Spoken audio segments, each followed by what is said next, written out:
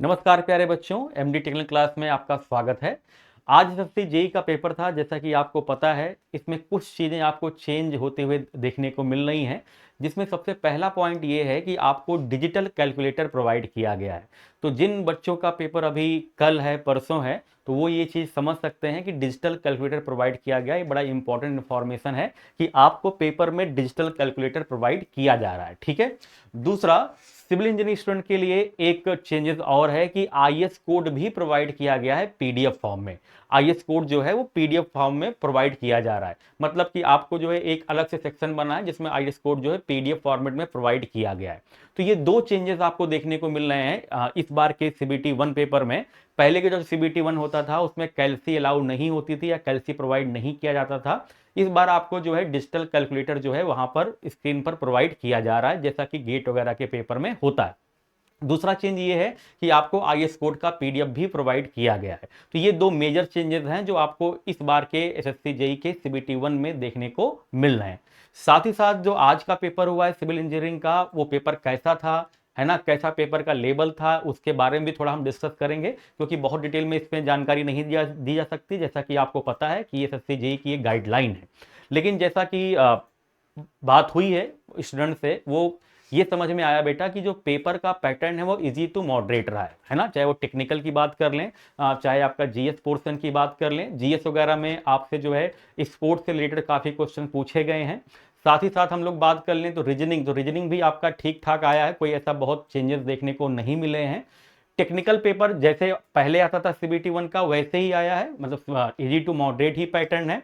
अब कैल्सी अलाउ किया गया है तो थोड़ा सा न्यूमेरिकल टाइप के भी क्वेश्चंस हैं, लेकिन इसमें घबराने वाली कोई बात नहीं है। जिन बच्चों का पेपर कल परसों है कि न्यूमेरिकल बहुत ऐसा टफ न्यूमेरिकल आ गया, आपको बहुत ज़्यादा सॉल्व करने की जरूरत पड़ेगी, तो ऐसा कुछ नहीं है। डिजिटल कैलकुलेटर आपकी सुविधा के लिए प्रोवाइड किया गया है, तो बहुत कठिन ऐसा आपसे कैलकुलेशन नहीं कराया जाएगा। लेकिन हाँ, न्यूमेरिकल कुछ पूछे गए हैं, जैसा कि बच्चों से पता चला है। न्यूमेरिकल फॉर्म में क्वेश्चंस आए हैं, जैसे कि आरसीसी में न्यूमेरिकल फॉर्म में क्वेश्चंस आए हैं, और कह सकते हैं हाईवे में न्यूमेरिकल फॉर्म में क्वेश्चंस आए हैं। लेकिन इजी, आपको बहुत ज़्यादा परेशान होने की जरूरत नहीं। जिस प्रकार से आप तैयारी कर रहे हैं, आप लोगों ने भी ऑब्जेक्टिव पैटर्न में न्यूमेरिकल लगाए ही लगाए होंगे, तो वैसे ही न्यूमेरिकल आपको मिले हैं पेपर में।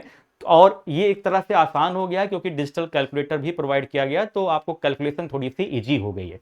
अगर हम लोग बात कर लें बेटा कि पेपर का वेटेज सब्जेक्ट का कैसा है, अभी जैसा कि कुछ बच्चों से पता चला है तो ये आरसीसी से काफी क्वेश्चंस देखने को मिले हैं। आरसीसी वाले सब्जेक्ट से काफी क्वेश्चंस आए हैं। ठीक है।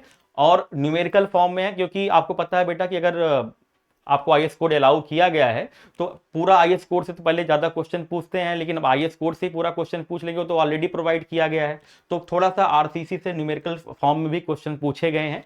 सॉयल मैकेनिक्स से क्वेश्चंस आए हैं, पीएचई से काफी क्वेश्चंस देखने को मिले हैं, फ्लूइड मैकेनिक्स से क्वेश्चन देखने को मिले हैं, सर्वेइंग से, बीएमसी से भी क्वेश्चंस आए हैं, लेकिन पहले की तुलना में थोड़ा कम आए हैं। जैसे पहले जो बीएमसी से तुलना में अगर हम लोग तुलना करें, थोड़ा उससे कम आए हैं, लेकिन बीएमसी से भी क्वेश्चंस आपको देखने को मिले हैं। तो इन सब्जेक्ट से क्वेश्चंस आपको ज्यादा देखने को मिले हैं।